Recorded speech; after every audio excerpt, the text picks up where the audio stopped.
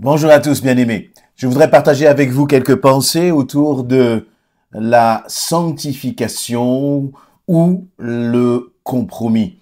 Nous sommes enfants de Dieu, nous marchons avec le Seigneur, avec différents stades d'avancement dans notre vie chrétienne, dans notre relation avec Dieu.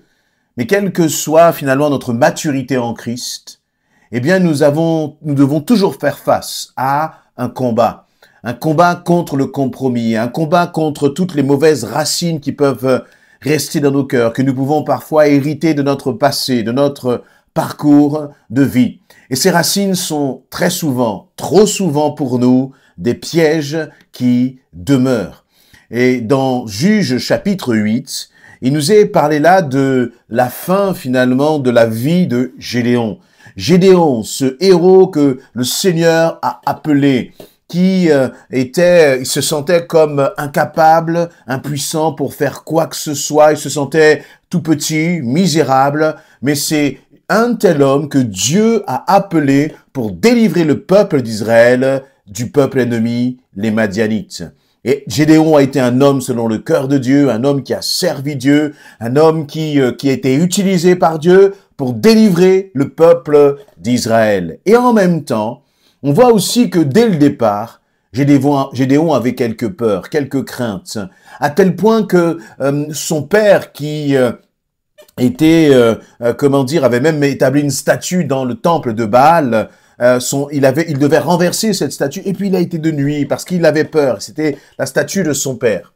Et là, nous arrivons, comme je disais, dans la fin de la vie de Gédéon, Juge chapitre 8, et Gédéon vient encore de remporter une bataille extraordinaire contre les Madianites. Et il nous est dit au verset 22, « Après cela, les hommes d'Israël dirent à Gédéon, « Règne sur nous, puisque tu nous as délivrés des Madianites. Ton fils, puis ton petit-fils te succéderont. » Gédéon leur répondit, « Non, je ne régnerai pas sur vous, et mon fils ne vous gouvernera pas non plus.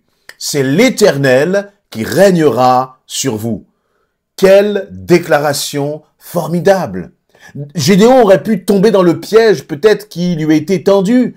Ce n'était pas forcément un piège, il y avait une bonne intention de la part du peuple d'Israël. Le peuple d'Israël reconnaissait en Gédéon un manager, un leader hors pair, un homme qui était capable de mener le peuple contre l'ennemi, un homme qui était capable de mener le peuple à la victoire. Et donc le peuple, très naturellement, va demander à Gédéon en lui disant « Mais tu pourrais être justement notre roi, notre seigneur, et puis ton fils aussi pourrait aussi gouverner par la suite. » Et Gédéon a dit « Non, non, ce n'est pas moi, c'est l'Éternel qui régnera sur vous. » Verset 24, je continue la lecture. Puis il ajouta « J'aurais cependant une demande à vous faire. Donnez-moi chacun une boucle d'oreille en or prise sur votre butin. » Les ennemis portaient en effet des boucles d'or, car ils étaient ismaélites. Très volontiers, lui dirent le peuple d'Israël. Ils étendirent un manteau par terre, et chacun y jeta un anneau qu'il avait prélevé sur son butin.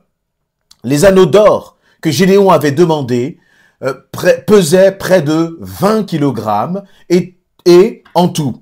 Il reçut également les croissants d'or, les pendants d'oreilles, les manteaux de pourpre que portaient les rois madianites, ainsi que les colliers qui ornaient le cou de leurs chameaux. Avec l'or, Gédéon fabriqua une statue qu'il installa dans son village à Ophra. Tout Israël s'y prostitua, en lui rendant un culte, de sorte que cette statue devint un piège pour Gédéon et sa famille. Que se passe-t-il? Comment se fait-il qu'un homme qui aime Dieu, qui sert Dieu, qui est un instrument entre les mains de Dieu, qui refuse la position qu'on lui donne, qu'on veut lui octroyer de gouverneur, de leader, de chef du peuple, il refuse, il dit, c'est le Seigneur qui va vous gouverner. Mais le problème, c'est qu'il y a un mais. Au verset 24, il ajouta, j'aurais cependant une demande. Et il a demandé à tous ceux du peuple d'Israël qui avaient été à la bataille, qui avaient battu les Madianites, chacun avait, vous savez, il avait prélevé de l'or, de l'argent, peut-être des bijoux du peuple ennemi, ils avaient gardé cela. Et Gédéon leur a dit, sur tout ce que vous avez gardé, je vais vous demander quelques boucles d'oreilles, des objets d'or. Comme ça, je vais les utiliser. Et donc, le peuple, naturellement, a finalement prélevé sur son butin une partie qu'il a donnée à Gédéon. Et Gédéon, qu'a-t-il fait avec cela? Il nous est dit qu'il a pris cela, il l'a fondu pour en faire une statue. Et cette statue a été une occasion de chute, d'idolâtrie pour le peuple d'Israël. À quel moment de la vie de Gédéon nous trouvons-nous là? On est là vers la fin de sa vie. Parce qu'après, juste après, dans ce même chapitre, il nous est parlé de sa mort. C'est-à-dire qu'avant de partir, il a comme laissé un piège là pour le peuple d'Israël. Il s'est piégé lui-même. Comme bien des fois, si nous ne prenons pas garde, nous avons beau être avancés dans la foi. La Bible nous dit que celui qui est debout prenne garde justement de ne pas tomber. Et c'est exactement ce qui s'est passé pour Gédéon. Mais je ne suis pas là pour simplement nous raconter la vie de Gédéon. Je suis là pour nous mettre en garde, moi le premier, et vous aussi, bien-aimés, qui aimez le Seigneur, qui connaissez le Seigneur. Gédéon aimait le Seigneur. Gédéon était prêt à mourir pour Dieu, justement, dans les batailles qu'il menait. Et donc, on voit très bien qu'il ne suffit pas de dire « je t'aime, Seigneur », qu'il ne suffit pas de servir Dieu, il ne suffit pas d'aimer Dieu. Mais il faut ajouter aussi à cela la vigilance. Il faut ajouter aussi à cela une intolérance au péché. Mais que s'est-il passé dans la tête de Gédéon pour qu'il puisse construire, bâtir cette statue pour les dieux étrangers? Que s'est-il passé? Très certainement parce que avant que Dieu ne vienne chercher Gédéon là où il était, Gédéon faisait partie de ces idolâtres. Il faisait partie, comme le peuple d'Israël, de ceux qui adoraient Baal. Et on a l'impression, c'est que même s'il a vécu des choses extraordinaires avec le Seigneur, il y a comme au fond de son cœur quelque chose du passé qui est resté. La question c'est, de ton passé, qu'est-ce qui reste encore? Récemment, je parlais de cette parole justement, où l'apôtre Paul va parler d'un peu de levain qui fait lever toute la pâte. N'y a-t-il pas encore quelques traces?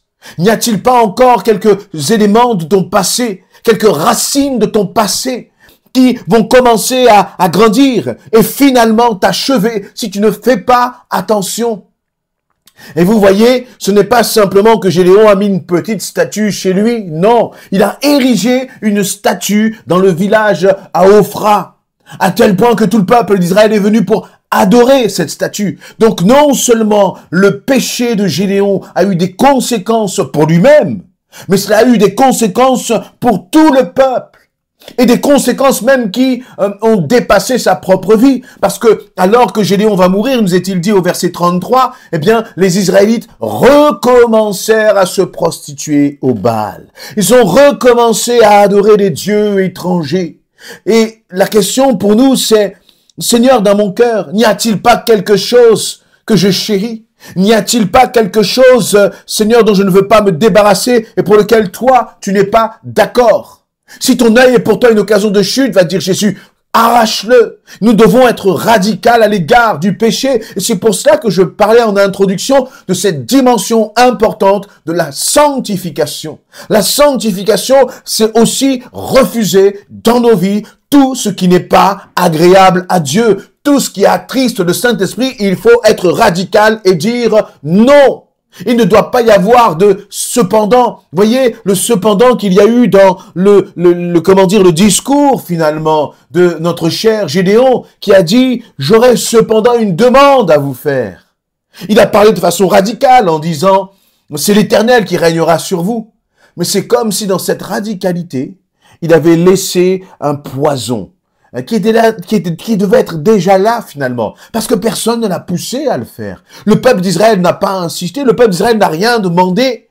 Et parfois dans nos cœurs, comme je le disais, nous laissons des choses là, des émotions. Parfois ça peut être une émotion, ça peut être un sentiment, ça peut être un petit peu d'amertume, un peu de colère, ça peut être un peu un regard là sur les choses du passé qui nous attirent encore. Et si on n'est pas radical, le piège est déjà posé. Et il ne restera plus pour nous de tomber dedans. Gédéon n'a pas été radical à ce moment-là. Et vous voyez que cette vigilance auquel le Seigneur nous appelle, elle n'est pas réservée à quelqu'un qui est un jeune baptisé ou quelqu'un qui commence à s'approcher du Seigneur. Non, elle est réservée pour toi, elle est réservée pour moi. Et je dirais même que plus nous avons de responsabilités dans l'Église, au sein du peuple de Dieu, plus nous devons être vigilants parce que plus tu seras la cible de l'ennemi. Mais je voudrais dire une chose, c'est que là, l'ennemi n'a rien à voir dans le récit là de Gédéon. Non, c'est Gédéon qui finalement a laissé dans son cœur quelque chose qui n'avait pas sa place. Bien souvent, trop souvent, nous voulons nous attaquer à l'ennemi. Le problème, ce n'est pas l'ennemi, le problème, c'est ce qu'il y a au fond de mon cœur, que je caresse, que je chéris et qui n'est pas à la gloire de Dieu. Réalises-tu que tu as des responsabilités devant le Seigneur? Notre première responsabilité, ce n'est pas le service, ce n'est pas un engagement dans l'Église. Notre première responsabilité en tant qu'enfant de Dieu, c'est de réjouir le cœur de notre Père. Notre première responsabilité en tant qu'enfant de Dieu, c'est de ne pas attrister le Saint-Esprit. Par un cependant. Non, pas de cependant. Faisons exactement ce que le Seigneur nous demande de faire. Et ce qu'il demande de faire, point barre. Et n'ajoutons rien à la suite. Marche dans la sanctification, marche dans cette dimension, c'est-à-dire d'authenticité, de pureté, d'être entier pour le Seigneur. Alors bien sûr, ce n'est pas toujours facile, parce que vous, comme moi, parfois nous tombons, parfois nous flanchons, parfois nous sommes un peu, la température là de notre intensité spirituelle avec le Seigneur, dans notre feu pour le Seigneur peut baisser parfois. Mais ressaisis-toi, ressaisissons-nous, mais ne laissons aucune place à l'ennemi.